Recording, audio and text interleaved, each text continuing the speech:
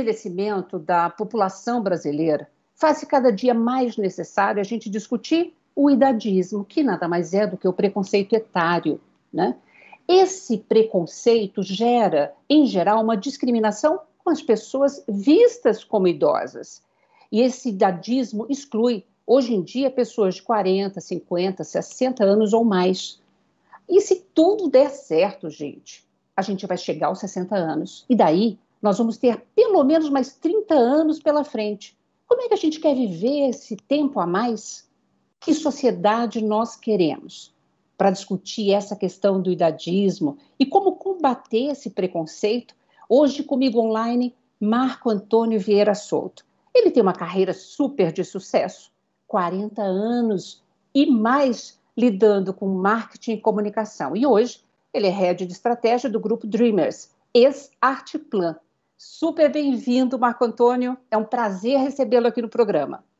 Obrigado, Lina. O prazer é todo meu para essa conversa tão importante e tão presente cada vez mais no nosso dia a dia. Verdade. Não, e você, eu estou muito feliz de você ter aceitado o nosso convite, porque você tem se tornado um porta-voz, né, para dar visibilidade a essa questão. Aliás, eu vou começar conversando com você, fazendo uma provocação com um artigo que eu adorei que você escreveu.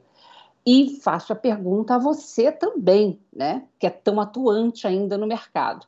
Você contrataria uma pessoa de 70 anos? Gente, esse é o tema, o título do último artigo dele. Bom, Lina, eu contrataria com certeza, né? Essa provocação ela vale não só para as empresas que não fazem parte do grupo, mas para o grupo Dreamers também. A gente tem feito essa conversa cada vez mais profunda, tentando entender a jornada dessa pessoa. Mas, na verdade, o texto ele começava com uma outra provocação e que dizia que não, você não está enganado. Eu não estou falando de 40 a mais, eu estou falando de 70 a mais. Por que 40? Porque o mercado de trabalho, de uma maneira geral, ele está baixando cada vez mais essa barra. Então, a barra que era 40, que era 50, agora já está em 40.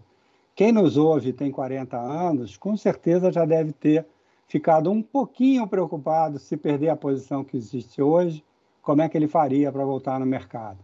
A gente tem escutado uma série de relatos de pessoas que estão sendo entrevistadas pelos RHs, e aí, quando fala a idade, a conversa começa a mudar completamente. Pois é preciso, inclusive, que os recrutadores, que os headhunters comecem a tirar essa pergunta, né? Que idade você tem? Que experiência acumulada você tem? Para que a gente possa realmente ter uma competitividade, incluindo todos, né? Eu acho que a questão do RH é uma questão assim, crucial dentro dessa vertical. Contudo, a gente sabe que a questão do idadismo é muito ampla.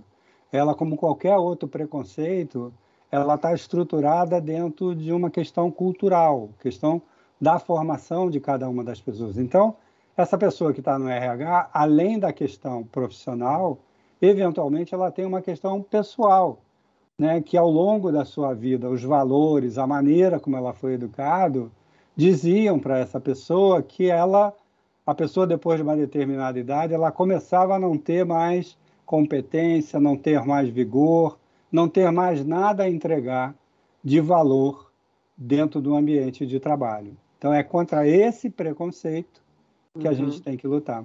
E como lutar contra esse preconceito? Vamos dar algumas dicas para esse nosso telespectador, né?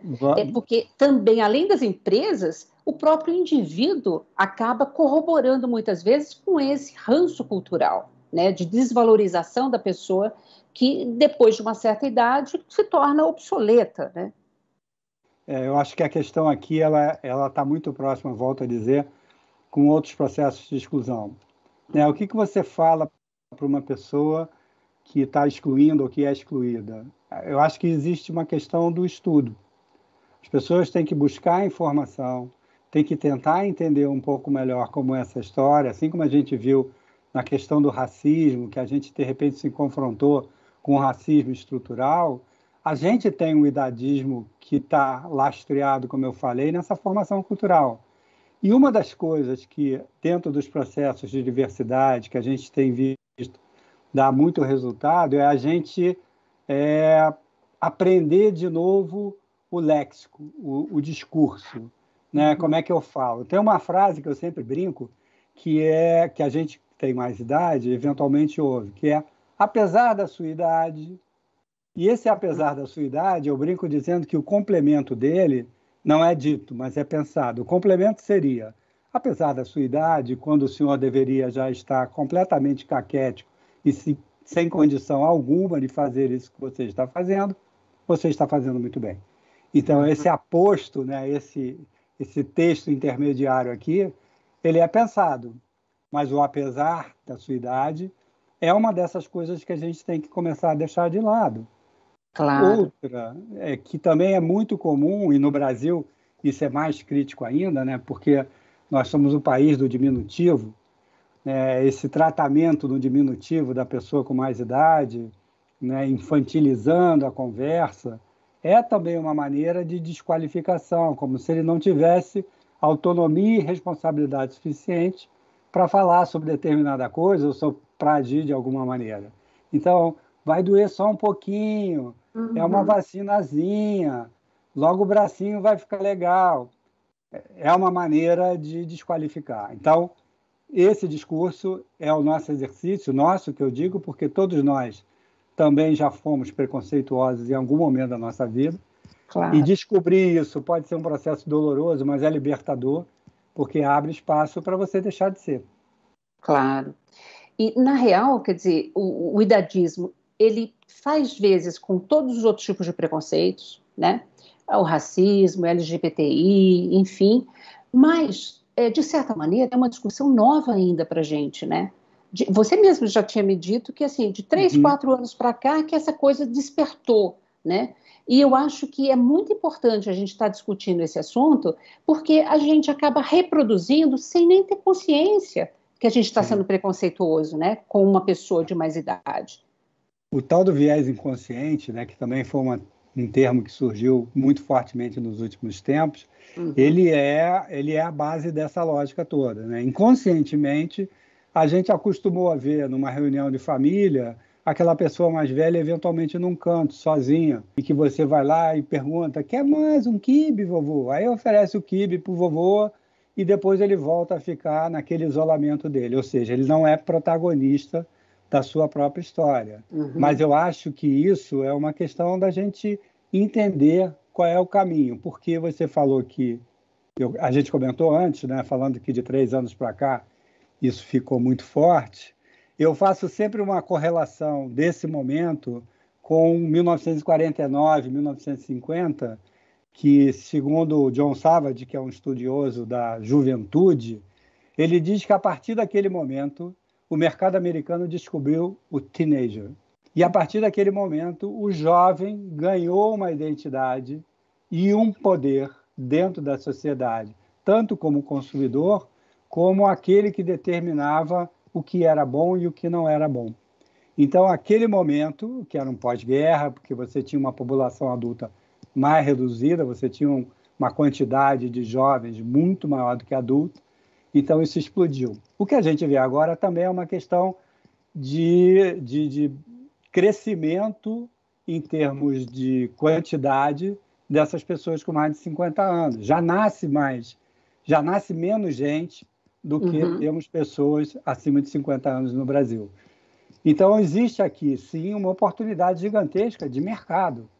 E essa oportunidade de mercado, que é um mercado que movimenta hoje em torno de 1,8 trilhão de reais por ano, é que eu acho que alimenta também muito fortemente essa conversa, porque as empresas, as marcas, começam a abrir os olhos, e a pandemia ajudou isso também, para esse potencial gigantesco desse mercado. Então, escorado por um lado com uma conversa mais ativa e outro por essa oportunidade, eu acho que a questão vai ganhando o lugar que ela merece dentro da sociedade brasileira. Legal. Agora, Marco Antônio, eu acho que também a essa altura do campeonato, o que significa? Quando é que começa a velhice? Quando nos tornamos idosos? Quer dizer, é diferente, né? No Brasil, 60, na Itália, 75. Quer dizer, então, nós não precisaríamos também segmentar melhor, porque quando eu falo com uma pessoa com 50, 60 anos, é diferente de eu falar com uma pessoa de 80, 90, não é? Mas, curiosamente, a gente vem olhando para pesquisas de maneira geral dentro do mercado, Uhum. e essa pesquisa demográfica, socioeconômica, cada vez mais ela perde o sentido. Por quê? Porque cada vez mais a gente vai olhar comportamento e não cronologia. Cada vez mais eu vou tentar entender relacionamentos a determinados assuntos e não que idade aquela pessoa tem. Então, o que eu quero dizer com isso? Eu tenho que entender se essa pessoa tem uma relação com o esporte de uma determinada maneira ou outra. Tem gente que não gosta de esporte, não vai gostar nunca. Mas essa pessoa que tem 70, 80 anos, esporte é um tema importante para ele. Então, teoricamente, ele está dentro desse assunto, ele está dentro dessa conversa. Eventualmente, ele vai buscar uma roupa que tem a ver com isso, eventualmente, ele vai ter uma alimentação que remete ele para essa história. Então, eu acho que cada vez mais é isso, é cada vez mais comportamento, cada vez menos cronologia. Esse é um bom caminho para a gente, inclusive, desconstruir, né, esse preconceito etário, né? É difícil de definir. Você tem pessoas de 50 anos que estão possivelmente mais acomodadas, mais dentro daquilo que a gente chamava do aposentado, né? E a origem da palavra é muito curiosa, né? Ela vem porque, num determinado momento na história da humanidade, principalmente quando o trabalho braçal era muito forte, essa pessoa, depois de uma determinada idade, ela não conseguia mais participar do dia a dia, né? Que era dia a dia no campo, cuidando dos animais e tudo mais, e ela era levada a ficar num aposento da casa. Daí o aposentado era aquele que ficava no aposento. Então, esse deslocamento para fora de uma vida ativa, ela ele pode acontecer, na verdade, aos 50, aos 60, aos 70, 80, ou, que é o que a gente espera, nunca vir a acontecer. Então, é muito Pois é. difícil definir. Agora, mega importante nesse processo a gente cuidar também, né, dos tais da saúde mesmo, né? Você falou do esporte, de exercício, atividade física, essa onda toda da alimentação mais saudável, mais orgânica, tudo isso é um processo, né, para a gente viver esse mais tempo que a gente tem ganhado como uma conquista e não um fardo, né? Diversos estudos provam hoje que, se você começar a praticar uma atividade física apenas aos 60, ainda assim isso é extremamente benéfico. Que muita gente fala, não, nunca fiz ginástica nenhuma, agora eu estou velho para isso, é outra expressão daquelas que a gente tem que tirar também Péssima, do nosso repertório. Estou velho para isso, não vou conseguir, não vai servir para nada. Mentira, serve muito. Aos 70, mesma coisa. Aos 80, mesma coisa. A minha mãe tem 96 anos e ela tem hoje Nossa, que coisa maravilhosa! e ela tem a ajuda de um sobrinho meu que vai lá 2 vezes por semana passear com ela, né?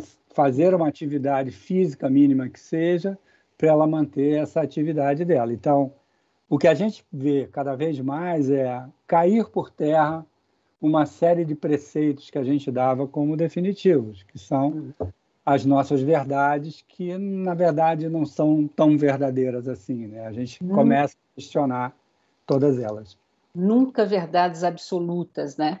Nunca. Marco Antônio, nós vamos para um breve intervalo. Guarda aí, você também, e a gente volta já já, tá bom? Até já.